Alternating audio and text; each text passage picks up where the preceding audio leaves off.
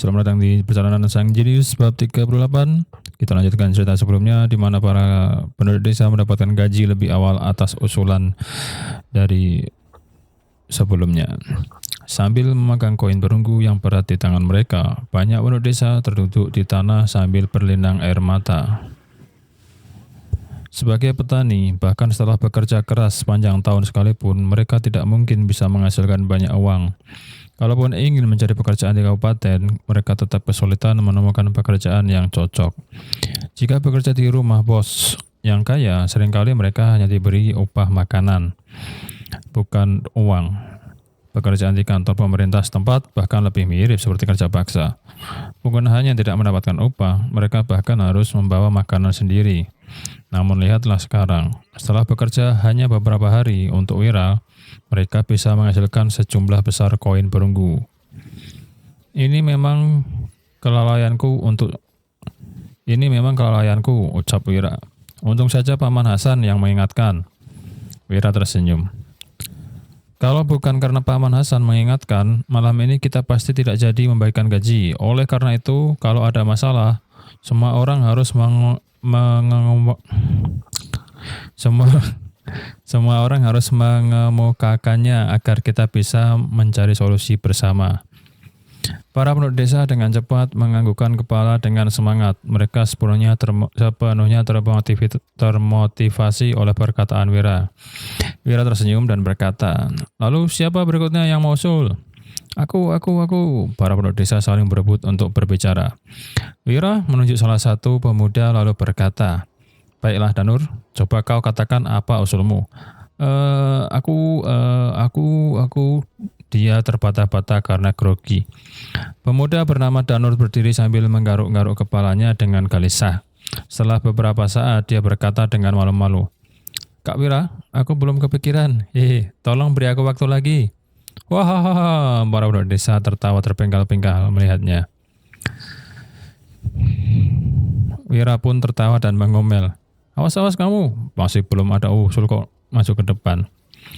"Oi, kalau ada usul, pikirkan dulu pertanyaannya, baru bisa maju ke tengah. Nanti kalau pertanyaannya bagus, kita akan bertepuk tangan bersama. Kalaupun pertanyaannya tidak bagus, kita juga harus bertepuk tangan untuk menghargai pendapatnya. Oke?" Para penduduk desa mengangguk setuju. "Aku akan mengajukan satu pertanyaan."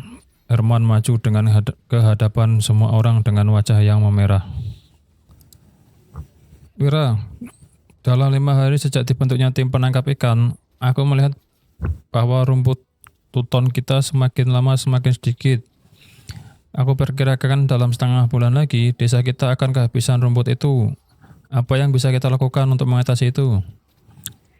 Para warga desa pun menjadi hening. Mereka sadar bahwa rumput mereka sudah mulai habis. Meskipun tidak sepenuhnya memahami proses memancing, mereka semua memiliki perkiraan di dalam hati mereka. Jika akar rumput tuton yang digunakan untuk memancing habis, apa yang terjadi pada tim penangkap ikan? Wira lalu memberikan instruksi kepada semua orang untuk bertepuk tangan.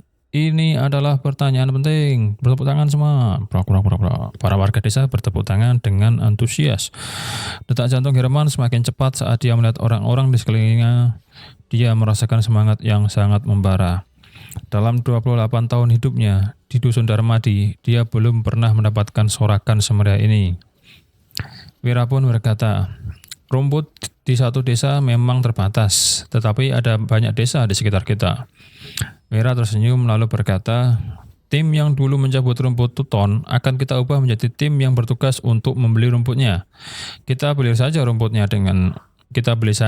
basah dengan harga 5 gabak per keranjang, dan rumput kering seharga 20 gabak per keranjang." Tiba-tiba ada warga desa yang memprotes. "Wah, bukankah itu kemahalan 5 gabak per keranjang? Kasih aja 2 gabak per keranjang. Itu udah pasti ada yang mau menjualnya." Benar, saut warga desa lainnya. Wira pun menjawab, "Harganya tidak boleh terlalu murah, kita ingin mendapatkan uang. Orang lain juga harus ada untungnya." Wira berkata dengan nada mantap, "Lalu berikutnya, Giliranku, Danu berdiri di tengah lingkaran dan berkata, Kak Wira, dalam beberapa hari terakhir ini aku tidak pergi ke kabupaten dan bekerja bersama-sama dengan semua orang di sini. Aku lihat sarapan semua orang di sini adalah bubur, jadi mereka tidak terlalu kuat bekerja. Tim penangkap ikan hanya bisa menangkap setengah kilogram ikan kecil setiap harinya. Ada yang tidak tega memakannya dan memberikannya semua kepada anak-anak. Ada juga yang menyimpannya secara diam-diam untuk dijual. Aku bukannya keberatan kalau kalian mau memberi makan anak-anak, tapi aku ingin mengingatkan semua orang bahwa tubuh kita akan lemah kalau kita tidak makan dengan cukup setiap hari saat melakukan pekerjaan berat seperti ini.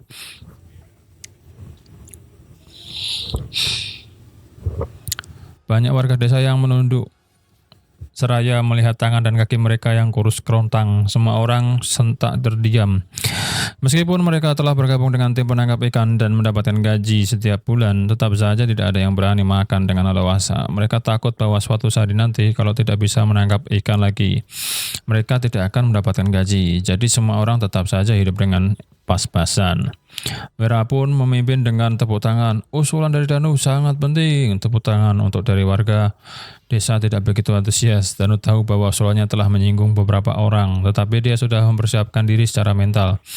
Demi kesehatan warga desa, dia tetap harus mengingatkan mereka. Selesai di bab 38, kita lanjut saja ke bab 39. Karena ini masih satu cerita arc ya. Masih di desa Dusun Darmadi. Wira berkata dengan serius, kita harus cukup makan kalau mau kerja berat. Kalau tidak, tubuh tidak akan kuat. Aku mengerti situasi kalian. Kalaupun aku memberikan gaji lebih banyak, kalian tetap tidak tega untuk membelanjakannya kan?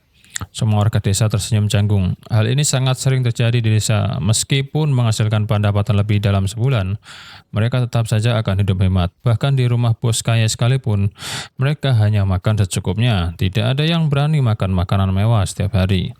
Semua uang yang dihasilkan mereka juga akan ditabung. Wira mulai memberikan cara.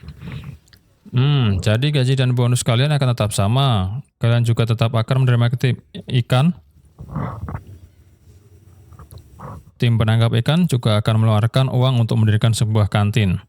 Kantin ini akan menyediakan makanan 3 kali sehari. Dijamin kalian akan makan sampai kenyang setiap hari. Saat makan siang pun akan ada jatah daging untuk setiap orang. Warga desa pun terkejut mendengar usulan dari Wira ini. Siang-siang disediakan makanan 3 kali sehari. Dijamin akan kenyang, bahkan diberi jatah daging. Sekelas bos besar pun tidak akan berani memberikan fasilitas seberani ini. Wira melanjutkan memberi arahan. Paman Hasan, cari 5 orang juru masak. Mulai besok, mereka akan menerima 1.000 gabak setiap bulan untuk sementara. Bangunlah sebuah tenda untuk memasak. Nanti baru pelan-pelan cari orang untuk membangun sebuah tempat. Kamu atur saja detailnya. Uangnya bisa diambil sekarang juga, ucap Wira. Hasan pun langsung menganggukkan kepala dengan terpaku. Setelah tersadar kembali, banyak sekali warga desa yang matanya berkaca-kaca. Mereka tidak pernah berharap bisa makan daging, bahkan tidak pernah berharap makan nasi sehari 3 kali. Hanya makan bubur saja, juga mereka tidak akan keberatan. Wira kembali mengangkat telapak tangan sambil berkata, sekarang kita tepuk tangan untuk Danu lagi. Prok. Kali ini suara tepuk tangan sangat riuh. Kini penilaian mereka terhadap Danu telah berubah. Hati Danu dipenuhi kegembiraan. Tidak hanya tepukan yang sangat meriah, karena dia hanya memberikan saran, tapi tidak pernah menyangka bahwa Wira akan melakukan hal seperti ini. Dia juga sangat terkejut. Memberi makan 30 hingga 40 orang selama sebulan akan menambah pengeluaran yang cukup banyak, bahkan sangat banyak. Padahal usulannya ini membuat pengeluaran Wira makin bertambah, tetapi Wira malah tidak menyalahkannya sama sekali. Dalam lubuk hati Danu, dia benar-benar merasa sangat dihargai. Selanjutnya, Wira mengangkat tangannya untuk menghentikan suara tepuk tangan. Oke, cukup. Selanjutnya, aku punya usul. Si adiknya Dodi juga maju untuk berkata. Tetapi ada 2 hal yang ingin aku sampaikan kepada semua orang. Terlebih dahulu, warga desa menatapnya dengan penasaran entah apa yang ingin disampaikan Dodi. Pertama, kata Dodi dengan wajah memerah. Aku berani bersumpah bahwa selama 3 hari ini aku dan Kak Wira sedang sibuk bekerja. Kami tidak pernah pergi ke tempat hiburan. Wah, warga terbahak karena isu-isu yang sebelumnya disebarkan di desa membuat Dodi sangat malu. Hasan dan Danu menatap Dodi dengan tatapan tajam sambil membatin. Dasar bodoh, kenapa malah diungkit-ungkit lagi? Apa dia ingin semua orang tahu? Kan gak semua orang tahu di desa. Jadinya kan banyak orang tahu kalau kayak gini. Wira hanya tersenyum melihat kepolosan Dodi. Kedua, Dodi berkata lagi dengan serius. Wira mengubah namaku menjadi Zabran. Jadi jangan panggil aku Dodi lagi. Namaku sekarang Jabran. Hah? Jablay?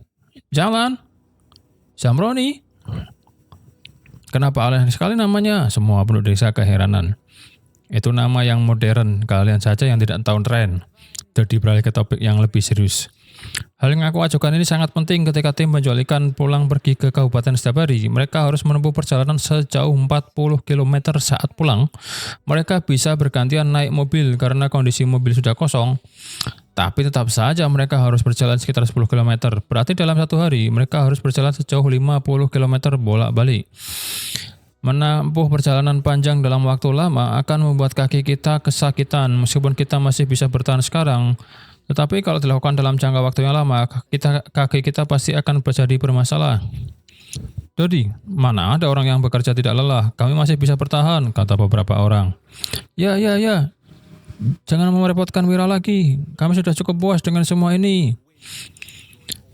Meskipun kaki mereka sangat sakit saat berjalan, warga desa tidak setuju dengan usulan yang diajukan oleh Dodi. Saat ini mereka semua sudah merasa sangat puas dengan apa yang diberikan oleh Wira. Wira mengangkat kedua tangannya. Baik, usul Dodi ini memang sangat baik untuk kebaikan kita semua. Berjalan sejauh 30 km dalam sehari memang sangat melelahkan. Mari kita beri tepuk tangan dulu untuk Dodi. Jangankan berjalan 50 km, berjalan 10 km saja terasa sangat berat bagi Wira. Meskipun warga desa sangat tahan banting, efeknya pasti akan terasa jika diteruskan untuk waktu yang lama. Wira tidak berniat menghasilkan uang dengan usaha keras mereka seperti perbudakan. Sekian dari bab 39. Terima kasih sudah menonton. Jangan lupa untuk subscribe, like, dan komen. Dan tunggu update terbarunya karena saya juga kadang males, kadang enggak ya.